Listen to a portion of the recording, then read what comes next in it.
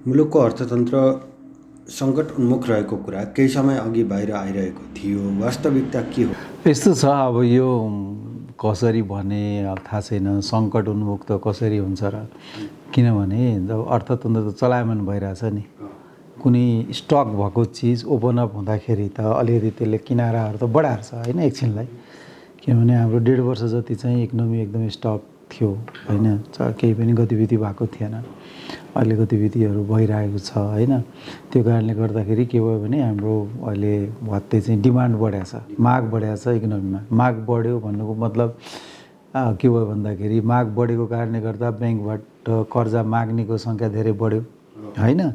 अनि त्यसपछि फेरि हाम्रो स्वदेशी उत्पादन छैन, त्यसले गर्दा आयात वात्तै बढ्यो होइन। त्यो कारणले गर्दाखेरि यो खालको प्रेसर चाहिँ वात्त इकोनोमी खोल्दाखेरिको प्रेसर परेको चाहिँ हो, तर सङ्कट परेको चाहिँ होइन कि। त्यति चाहिँ त्यो चाहिँ अलिक फरक छ, त्यो बुझिदिनु पनि पर्ने हो। केही समय अघि राष्ट्र ब्याङ्कले विभिन्न वस्तुका आयातमा कडाइ गरेको थियो। सरकारले अर्थतन्त्र ठिक छ भनिरहँदा आखिर राष्ट्र ब्याङ्कले किन कडाइ गर्नु पर्यो? यसो हो, त्यो चाहिँ हामीले त्यो राष्ट्र ब्याङ्कले इम्पोर्टमा मार्जिन लगाएको हो होइन। त्यो लगाएको कारण के हो भन्दाखेरि ती आइटमहरू जुन आइटमहरू तत्कालै हामीले उपभोग नगर्दाखेरि पनि अथवा त्यसको उपभोग कम गर्दाखेरि पनि हामीलाई तात्विक असर पर्दैन। चुइगम नखाए हुँदैन, चक्लेट नखाए हुँदैन। तपाईँले गाडी नै महँगो गाडी नै चढ्नु पर्दाखेरि अलिकति मार्जिन राखेर ल्याउने प्रतिबन्ध गरे त होइन। त्यो के हो भन्दाखेरि अलिकति हाम्रो वैदेशिक मुद्रामा जुन हाम्रो प्रेसर परिरहेको थियो नि, सञ्चित घटिरहेको थियो, हाम्रो आफ्नो उत्पादन छैन भनेपछि त्यो इम्पोर्टलाई डिस्करेज गर्नको लागि त्यो ल्याएको पोलिसी हो। तर त्यसले अरू त्यस्तो डिस्टोर्सनै ल्याउने चाहिँ देखिँदैन। बढ्दो आयात तर निर्यात अझै उल्लेखनीय नबढ्दा मुलुकको अर्थतन्त्रलाई अझै पनि अप्ठ्यारो परिरहेको देखिन्छ। आयात नियन्त्रण गर्न सरकारले अल्पकालीन नीति कहिलेसम्म लिने? आयात तथा निर्यातको सन्दर्भमा सरकारले स्पष्ट रूपमा दीर्घकालीन नीति लिन किन ढिलाइ गरेको? होइन, एकदम ठिक कुरा गर्नु। अहिले हाम्रो चिन्ता नै त्यही हो। हाम्रो चिन्ता के हो भने अर्थतन्त्रमा माग चाहिँ वात्तै बढेको छ। त्यो माग आपूर्ति गर्नको लागि हामीसँग स्वदेशी उत्पादनै हुनुपर्ने थियो।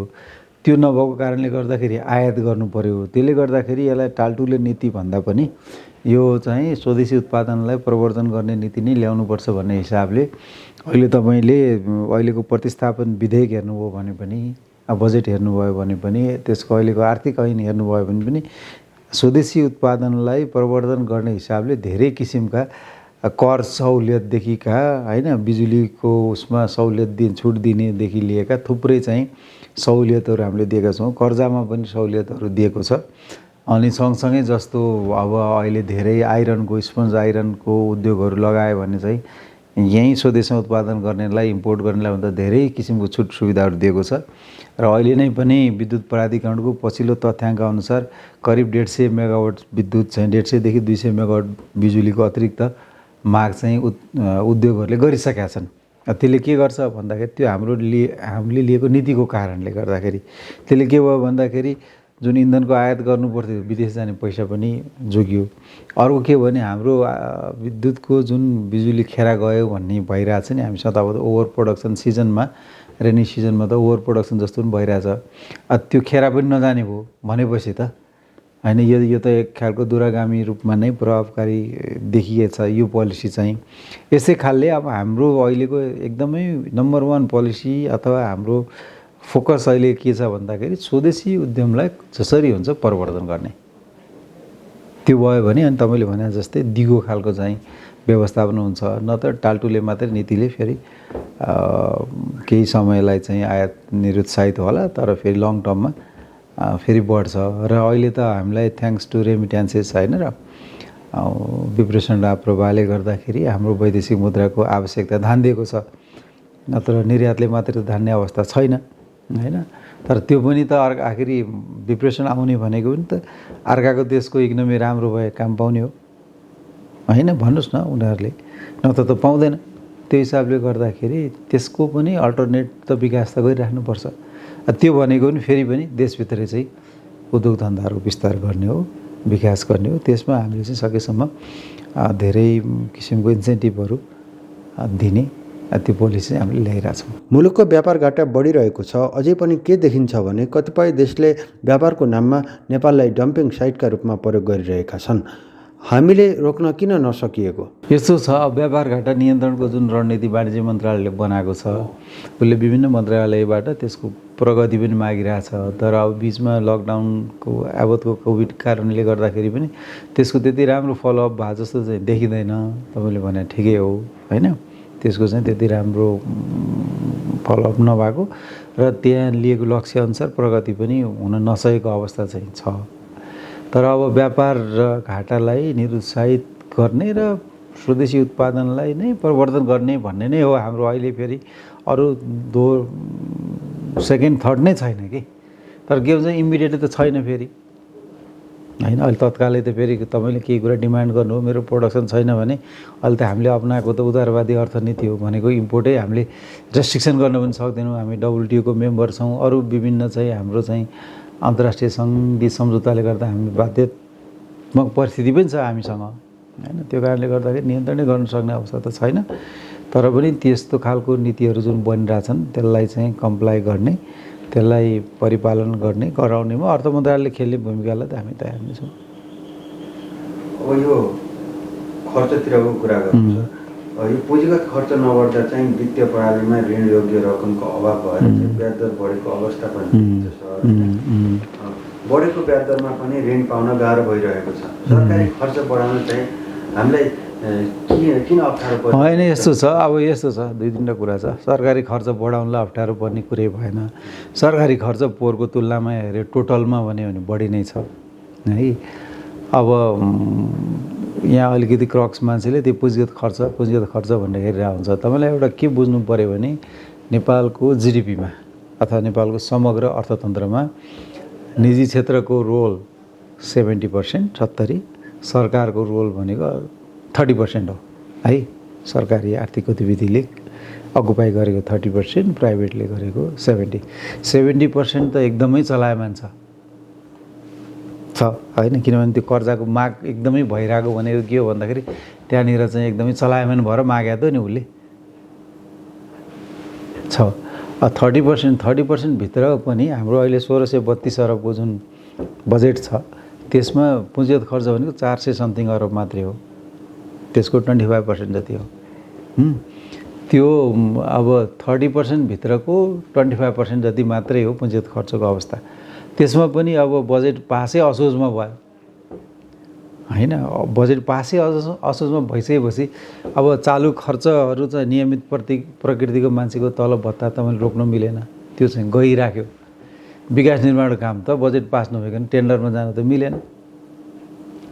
त्यो कारणले गर्दाखेरि अलिकति बजेट ढिला आएको कारणले गर्दाखेरि पनि यसमा अलि स्लो भइरहेको हो। तर अहिले हामीले माननीय अर्थमन्त्रीज्यूले नै पनि होइन सबै मन्त्रालयको मेजर विकास खर्च गर्ने मन्त्रालयको माननीय मन्त्रीहरू सचिवहरूलाई बोलाएर एकदमै हामीले हाम्रो अर्थ मन्त्रालय तर्फबाट के सहजीकरण गरिदिनुपर्छ हामी गर्ने, तर तपाईँहरूले चाहिँ खर्च चाहिँ बढाउनु पऱ्यो भनेर हामीले धेरै नै उहाँहरूसँग धेरै राउन्डको चाहिँ अन्तर्क्रिया गरिसकेका छौँ। त्यो अनुसार केही रिजल्ट पनि आइसकेका छ। अहिले नै हेर्नुभयो भने पनि यो पुसको महिनामा अब पुँजीगत खर्च बढ्ने प्रवृत्ति देखिरहेछ होइन। र मलाई लाग्छ यो माग लाग्दा नलाग्दा यसमा पनि धेरै सुधार भएर हामीले फेरि लक्ष्यअनुसारको पुँजीगत खर्च पनि गर्न सक्छौँ। तरलताको अभाव भएको त के भने पहिला तपाईँले पुनर्कर्जाको सुविधा दिनुभयो, अनि सहुलियतपूर्ण कर्जाको सुविधा दिनुभयो, ब्याज एकदम कम दरमा ब्याजमा चाहिँ लोन पाउने व्यवस्था गरिदिनु भयो होइन। त्यो एउटा निरन्तर भयो। अर्को फेरि नयाँ थप इन्टरप्राइजहरू आए, नयाँ कम्पनी दर्ता भए, नयाँ उद्योगहरू दर्ता भइरहेछन्, उनलाई पनि चाहियो किनभने तपाईँको पाइ त त्यही एउटै हो। त्यसबाट धेरै व्यवस्थापन गर्नुपर्दाखेरि अलिकति स्रोतमा चाहिँ चाप परेको कारणले गर्दाखेरि अलिकति तरलताको अवस्था अलिकति प्रेसरमा परेको हो, त्यसमा केही छैन। तर त्यसलाई पनि इज गर्नलाई जस्तो हामीले स्थानीय तहमा जाने चाहिँ पहिला 50% चाहिँ ब्याङ्कमा निक्षेप परिचालन गर्न पाउँछ, त्यसलाई अहिले 80% हामीले गराइसक्यौँ। त्यसबाट पनि इमिडिएटली 50 अरब रिलिज हुन्छ।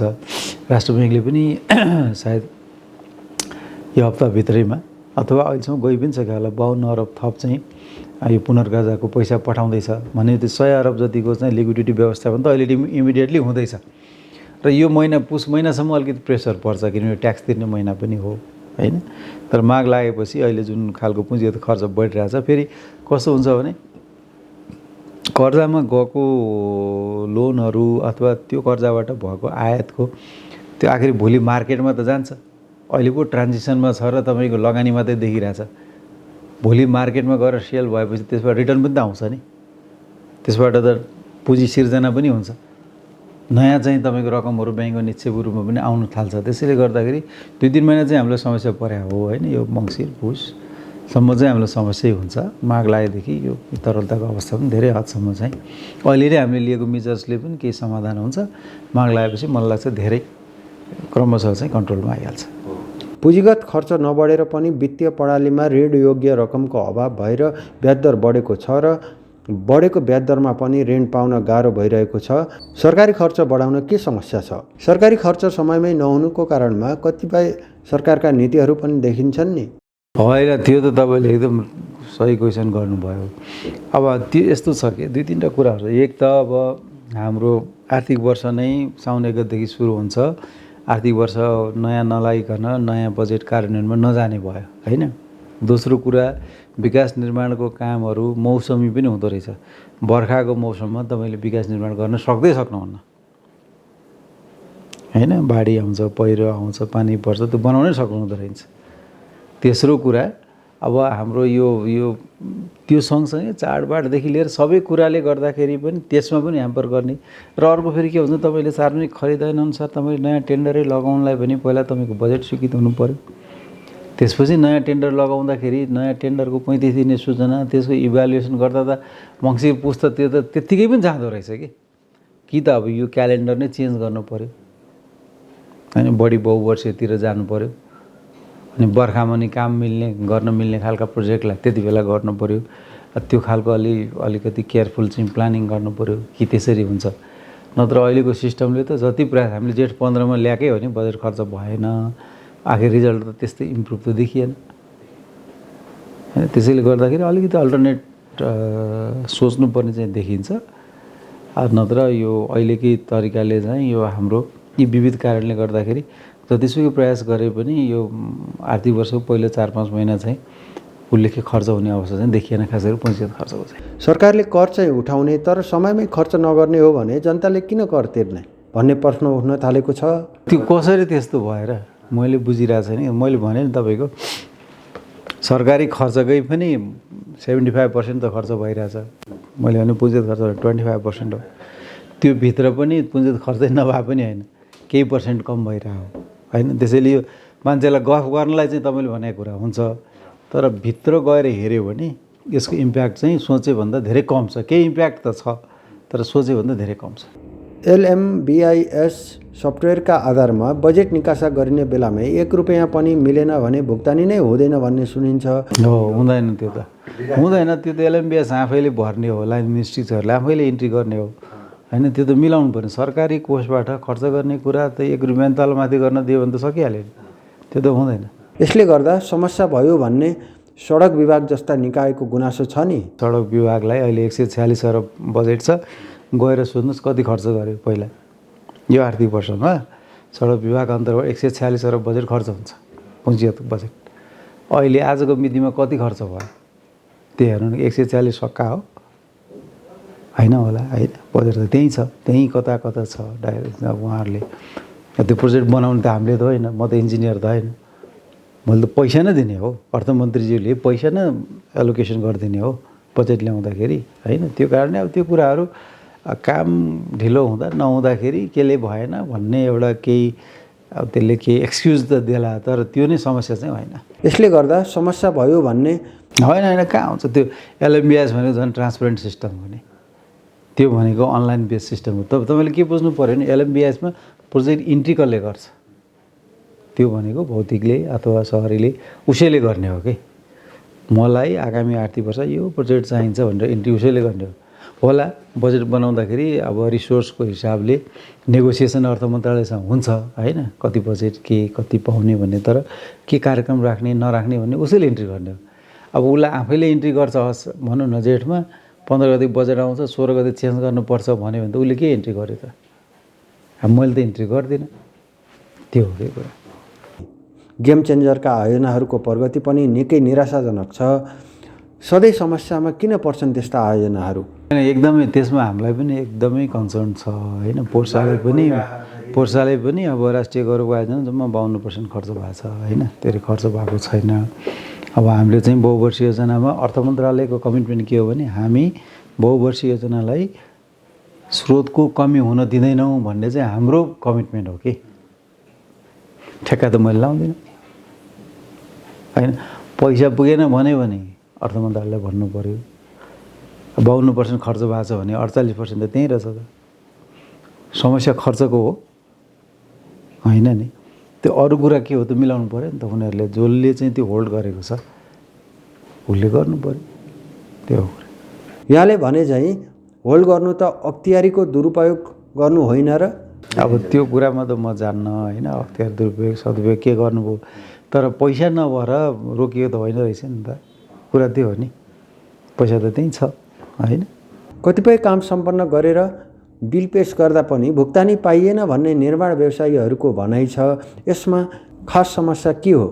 होइन त्यो यस्तो हो, त्यो कुरा त्यो हाम्रो लेभलमा आइपुग्ने कुरै होइन कि। बिल पेश त उसले सम्बन्धित कार्यालयमा गर्छ होला नि त। कार्यालयले छ भने आफ्नो बजेटबाट दिनु पऱ्यो, छैन भने थप बजेट माग्नु पऱ्यो।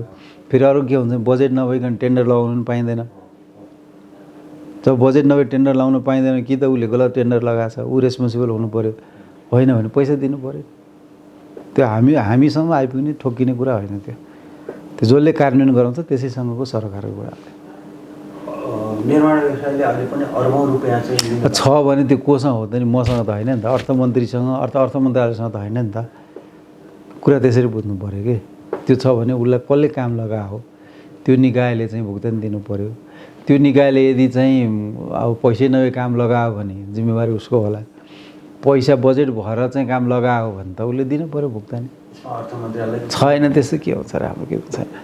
बेला बेलामा उनीहरूले हजुरहरूलाई भेट्छ होइन, हामीलाई भेट्छ र। अब त्यही मैले भने सडक बिहामा 140 अरब पैसा छ र अहिले खर्च गर्ने। यदि नियमपूर्वक टेन्डर लगायो भने त भुक्तानी दिने के रोक्या छ र?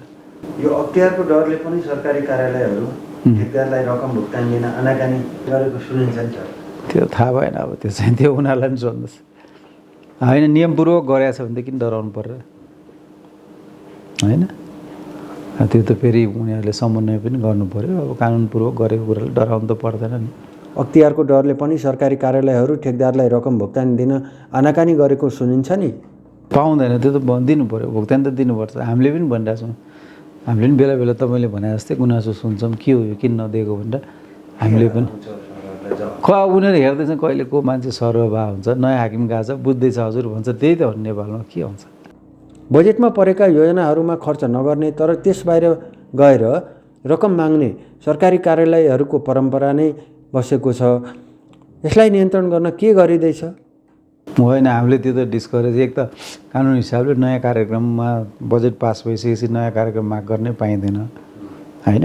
हामीले पनि त्यही भन्ने गरेका छौँ। तपाईँले जे अहिले प्रश्न गर्नुभयो, उनीहरूले नयाँ कार्यक्रम लिएर आयो, तिमी बजेटमा भएको घर नयाँलाई नयाँ वर्ष आउँछ त्यति बेला गरौँला भन्छौँ। तर यहाँ पोलिटिकल चेन्ज हुन्छ, के हुन्छ, अनि नयाँ प्राथमिकता हुन्छ, माग्ने चलन हुन्छ। तर सकेसम्म हामीले चाहिँ कानुनी हिसाबले चाहिँ अनगोइङलाई दिने हो, बजेटमा परेकोलाई दिने हो। आउट अफ द बजेटलाई त दिन पनि मिल्दैन नि। सरकार परिवर्तनसँगै आएको बजेटमा कतिपय नयाँ कार्यक्रमहरू पनि आए। यसले त अर्थ मन्त्रालयलाई स्रोत जुटाउन पनि चाप परेको होला नि। त्यो कुरा पार्सियली ट्रु हो, तर के हुन्छ त्यसो साइकल हुन्छ। जस्तो तपाईँले असारमा खर्च गर्नुभएको छ भने त्यो खर्च गरेको 30 दिनभित्र माग्ने भन्ने हुन्छ कि, त्यो साइकल हुन्छ त्यसको। त्यो साइकल पुगेपछि बल्ल तपाईँले माग्ने हो। त्यसैले गर्दा केही न केही ब्याकलग जहिले पनि रहन्छ त्यो। तर अहिले हामीले हेर्दाखेरि त्यो शोध गर्न नआएकै कारणले गर्दाखेरि हाम्रो फिस्कल अथवा रिसोर्स म्यानेजमेन्टमा चाप परेको भन्ने त्यस्तो सिग्निफिकेन्ट अमाउन्ट चाहिँ छैन। त्यो खालि एउटा रुटिन हिसाबले रहने अमाउन्ट चाहिँ रहिरहेको हुन्छ होइन। त्यो 30 दिन पुगेपछि क्लेम गर्नु पऱ्यो, अनि डोनरको पनि हेडक्वार्टर पठाउनु पर्छ, सहमति ल्याउनु पर्छ। त्यो कारणले चाहिँ केही न केही चाहिँ तपाईँको स्टकमा रहिरहेको चाहिँ हुन्छ। तर त्यो क्लेमै नगरेर रहेको भन्ने त्यस्तो खालको त छैन। अझै पनि 30-32 अर्ब रुपियाँ चाहिँ शोध भर्ना हुन बाँकी देखिन्छ। त्यो भनेको 16-17 अरबको बजेटमा 30-32 अरब त्यो डोनरको पैसा त्यो रोलओभर हुँदाखेरि रहन्छ कि, त्यो साइकलमै रहन्छ क्या तपाईँको। तर त्यो हाम्रो इफोर्ट चाहिँ गरिरहेकै हुन्छ हाम्रो निकायहरूले। यसलाई सानो रकम भनेर हामीले टार्न मिल्छ र? पहिला धेरै हुन्थ्यो यो, अहिले त्यो रोग चाहिँ छैन। अहिले खालि के हो भने एउटा साइकलमा जाँदाखेरिको नियमित खालको हो। अहिले केही सामान्य होला तर यसको एकदम इन्सिग्निफिकेन्ट चाहिँ छ। मेलम्ची खानेपानी आयोजनाको शोधभर्ना लिन बाँकी रकम चाहिँ सबै यात्री निकायबाट नेपाल सरकारले उठाइसकेको हो र सर? मेलम्ची के बाँकी छ र छैन?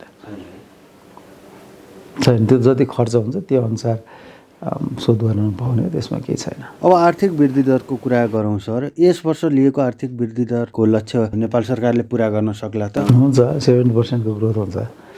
किनभने मैले भने नि 70% जुन निजी क्षेत्र एकदमै चलायमान छ, सरकारको पनि पोहोर र अहिलेको तपाईँले समग्र खर्च हेऱ्यो भने पोहोरभन्दा बढी नै छ। पुँजीगत खर्चको पार्ट अलिकति बजेट ढिलो आएकोले अलिकति स्लो देखिया हो, तर यो पनि तपाईँ पिकअप गर्छ, यही पुसमै पिकअप गर्न लागिसकेको छ। त्यसैले गर्दाखेरि हामी त ढुक्क छौँ 7% ग्रोथ हुनुपर्छ भन्ने हो। त्यसो भए सर विश्वस्त हुनुहुन्छ चाहिँ यो आर्थिक वृद्धि दर पुरा हुन्छ भन्नेमा? तर पनि यही गतिमा खर्चको रेसियो गयो भने त कसरी पुरा होला सर? होइन, खर्च मैले भनिहालेँ नि, एउटा 70% इकोनोमीमा चाहिँ होल्ड गर्ने चिज त भयङ्कर उम्लिरहेछ भनेको मैले प्राइभेट सेक्टरको होइन, सरकारकै पनि पुँजीगतको पनि नभएको भन्ने होइन, अलिक कम भएको भन्ने, तर त्यो पनि पिकअप लिँदैछ भन्छेपछि त अब कोभिड कन्ट्रोलमा आइरहेछ होइन, आर्थिक गतिविधिहरू यत्रो भत्त बढेको छ। तपाईँ जानुभयो उद्योग विभागमा भने नयाँ इन्डस्ट्रीहरू भयङ्कर दर्ता भइरहेछन्, कम्पनी रजिस्टरमा जानुहोस् त्यहाँ नयाँ चाहिँ कम्पनीहरू दर्ता भइरहेछ, बजारमा जानुहोस् भिडभाड छ सबै होइन, ब्याङ्कमा जानुहोस् पैसा भएन भन्छ। अनि यस्तो बेला नभएको ग्रोथ कहिले हुन्छ? बजेट कार्यक्रम जुन रूपमा कार्यान्वयन हुनुपर्ने थियो त्यो नभएको त यो जगजाहेर नै छ नि त होइन सर? अब यो यस्तो हुन्छ कि अब त्यो भएन भनेर भन्नलाई सजिलो हुन्छ। मैले भने नि अलिकति बजेट ढिलो आएको कारणले गर्दाखेरि केही चाहिँ तपाईँको अलिक पछाडि परेको जस्तो हो, त्यो पनि अब रिकभर हुन लागिसक्यो, माघसम्म त्यो पनि रिकभर हुन्छ कि बनिसकेका छन् कार्यविधिहरू। अहिले त्यो कार्यविधिहरू पास हुनलाई कुनै रोकिएको छैन। एमसिसी सहयोग सम्झौता र यस अन्तर्गतका परियोजनाबारे अर्थ मन्त्रालयले अहिले के गर्दैछ? अब यो चाहिँ पार्लियामेन्टमा गइसकेको हुनाले त्यतै यो गरौँ, हामी त वेट गरिरहेछौँ। एमसिसी पारित भएन भने वैदेशिक सहायतामै असर पर्छ भन्ने गरिन्छ। अब अहिले यसमा चाहिँ म चाहिँ नबोलौँ, किनभने पार्लियामेन्टमा गइरहेछ, अब हेरौँ, वेट गरौँ। जम्मा 50-60 अर्ब त हो, त्यो चाहिँ नेपाल स्वयंले नै बनाउन सक्छ भन्ने नि गरिन्छ नि सर, के भन्नुहुन्छ? यसमा कुरा नगरौँ, पार्लियामेन्टमा गएको छ, पार्लियामेन्टबाट जे हुन्छ त्यसपछि कुरा गरौँला। लामो समयदेखि स्टार्टअप सम्बन्धी कार्यक्रम बजेटमा राखियो तर कार्यान्वयन किन हुन सकिरहेको छैन? खै अब यो खास चाहिँ त्यो तपाईँ जस्तै म पनि फ्रस्ट्रेटेड छु यसमा त। अहिले पनि कार्यविधि बन्दैछ, योजना आयोगबाट कार्यविधि हेर्दै हुनुहुन्छ। अब पैसा हामीले राखिदिएको छ। राष्ट्रिय योजना आयोगहरूले त अर्थ मन्त्रालयले नै सहयोग गरेन भनेर भन्छन् नि। किन नगर्ने, हामी कहाँ के रोकिया त छैन। पर्याप्त रकम पनि नछुट्याइएको भनेर भनिएको छ। होइन, के एमाउन्ट त 50 कोटी कति पैसा राखिदिएको छ, त्यो डिस्ट्रिब्युट गरेर नपुगे माग्ने एउटा कुरा हुन्छ, पहिला भएको डिस्ट्रिब्युट त गर्नु पऱ्यो।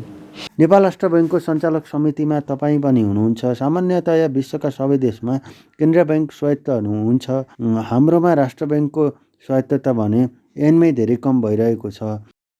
कसरी कम भएको छ र? ऐनमा कहीँ कमी नै छैन, हामीले केही चेन्ज गरेका छैन। भएको ऐन जुन हो त्यसमा हामीले केही चेन्जै गरेका छैन, कसरी कमी? सरकारले बजेटमा कार्यक्रम राखिदिने तर चाहिँ कतिपय कोषहरूमा समयमै फन्डको व्यवस्था नगरिदिँदा राष्ट्र बैङ्कलाई नै कतिपय सरकारले लिएका पोलिसी कार्यान्वयनमा लैजान अप्ठ्यारो परेको भन्ने नि सुनिन्छ नि, के हो सर? राष्ट्र बैङ्कले सरकारले बजेट नराखिदियो, राष्ट्र बैङ्कले सरकारले छुट्याएको भन्दा बढी पैसा दिन पाउँछ र? पाउँदैन नि। राष्ट्र बैङ्क भने त ब्याङ्क हो नि, तपाईँको ब्याङ्कमा तपाईँ एकाउन्टमा भयोभन्दा बढी भुक्तानी दिन पाउँछ र ब्याङ्कले? त्यही त हो नि। त्यो त बजेट जति छ त्यति भुक्तानी दिने हो, राष्ट्र बैङ्कलाई के प्रेसर पर्छ र? पर्दैन। कोरोना बिमाको सम्बन्धमा अर्थ मन्त्रालयले रकम भुक्तानी नदिँदा चाहिँ अझै बिमितहरूले भुक्तानी पाएनन् भन्ने कुरा आइरहेको छ, वास्तविकता के हो? खै त्यस्तो खै अब यहाँ के हुँदैछ त्यसमा चाहिँ म त्यति धेरै इन्भल्भ चाहिँ छैन।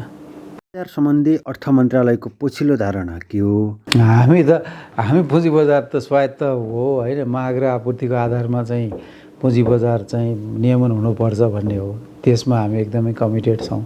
त्योभन्दा बढी त के छ र? त्यहाँ तपाईँको नेप्से घट्ने बढ्नु हाम्रो के रोल हुन्छ र? केही पनि छैन नि।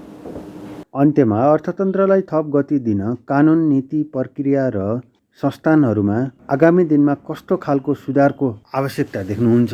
अब यो धेरै भेग क्वेसन भयो होइन। अब तपाईँलाई भन्दा हामी भनेको निजी क्षेत्र मैत्री छ हाम्रो ऐन कानुनहरू होइन, त्यसमा कुनै थप सुधार गर्नुपर्छ भने हामी एकदमै तयार छौँ। अब करको सिस्टमहरू सिम्प्लिफाई गर्ने होइन, उनीहरूले चाहिँ कर तिर्नलाई सुविधा हुने हिसाबले गर्ने भन्ने त्यो छ। अरू सुशासन जस्तो अब वान स्टप सर्भिस सेन्टरहरू दिने त्यसमा पनि हामी छौँ होइन। अब अरू उहाँहरूले निर्यात गर्नुहुन्छ भने सेजमा उद्योगहरू लगेर स्थापना गर्न पाइन्छ, त्यसमा पनि हामीले ठाउँहरू उपलब्ध गराइदिने भनेकै छ। नयाँ नयाँ औद्योगिक क्षेत्रहरू घोषणा भएको छ, त्यहाँ लगेर उद्योगहरू राखे पनि हुन्छ होइन। त्यो कारणले गर्दाखेरि सरकारलाई त मलाई त इन्सेन्टिभ के हुन्छ, सरकारलाई फाइदा भनेको त देशमा उद्योग धन्दा फस्टाए नै फाइदा हुन्छ नि। त्यो भयो भने रोजगारी बढ्छ, त्यो भने राजस्व बढ्छ, त्यो भने विकास निर्माण गर्न पाइन्छ। त्यसैले गर्दाखेरि सरकार त के नीति नियममा कहाँ के चेन्ज गरिदियो भने प्राइभेट सेक्टरले थप चल्न खेल्न र यहाँ उद्यमशीलता औद्योगिकरण विकास हुन सक्छ। त्यसको लागि हामी एकदमै तयार छौँ, तत्पर हुन्छौँ। धन्यवाद सर।